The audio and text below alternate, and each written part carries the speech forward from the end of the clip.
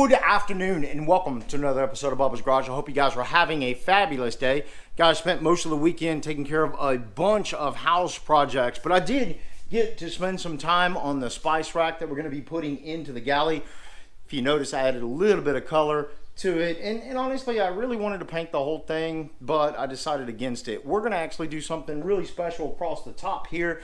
If you saw in our previous episode, that galley, the spice rack is going to sit on top of the galley, so this is kind of like the header top piece. So we're going to do something really special there. And then just yesterday, if you follow us on Facebook or Instagram or any of that,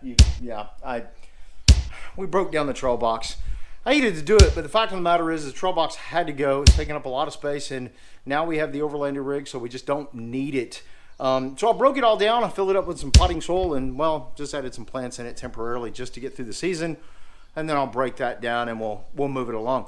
But today, the reason I'm coming to you is because Todd reached out on YouTube and he wanted to get a little bit more information about the Alpine HCE-TCAM that's hooked up to, it's the backup camera that we have hooked up to the 2017 Jeep Wrangler Winter Edition. So I want to talk about that real quick and throw in some photos, mainly to kind of showcase what the camera actually looks like, because every single time I do that on video, it doesn't pan out to really see what it looks like. But here's the thing. The Alpine HCE-TCAM is a very expensive component. Some of the pros that you're actually going to get from the Alpine HCE-TCAM is the fact that it'll plug directly into the i209 or any other Alpine units. It's just a plug-and-play system. You don't have to do anything special. No splicing wires, no RCA cables, none of that. Now, some additional pros is it does come with an additional LED backup light. So that's kind of nice if you need some additional lighting behind you. And it also comes with another third brake light. So if you've removed your factory brake light from the top, you'll have another brake light there on the wheel as well. But the video quality, the cons. Let's get to the cons, because that's pretty much all the pros. Besides the fact that it will mount up and it's just ready to go. Some of the cons I think are very important, and I'm not really sure that they justify the cost of the unit. And the first one is video quality. It's terrible.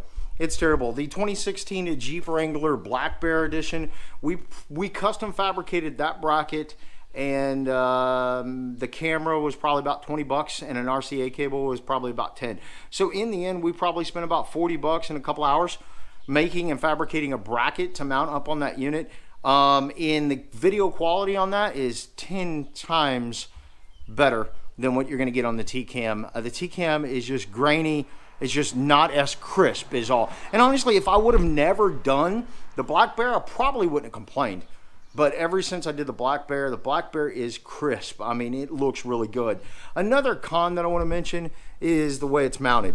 It does mount on the outside of your tire. And if you pop this out right here, you have a lug nut that goes in right here.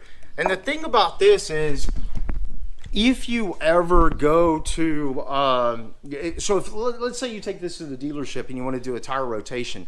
They use power tools on that. You're going to strip out that TCAM. Don't do it. Just honestly, if I have to go in and have that done, typically when I go in, I just don't have them rotate the spare whatsoever. But if you're going to change out your tires, let's say you're going to put all brand new tires and you're going to upgrade. Yeah, we all do that, 35s, 40s, right? So my recommendation would be just remove the entire TCAM. Once you take that bolt off of there by hand, no power tools, and disconnect it, you're going to be safe. The housing that they use in between there is aluminum. It will strip really easy. So, yeah, if I had to make my recommendation, I would tell you this. Look at other options possibly first. If you don't feel comfortable with it and you'd rather go with a quick and simple plug-and-play solution, go with the TCAM. But you're looking at spending about, I don't know, 20 times the amount of money that it would take to actually fabricate your own bracket or buy your own bracket and get a high-quality camera. Now, some of the other things that I will show you, I'm going to put some pictures across here real quick, and if you'll take a look, the first picture that I have there is a picture of the backup camera just on. And keep in mind, you can press the camera button on the i209 at the top right-hand corner to turn this camera on demand, driving down the road at any point in time.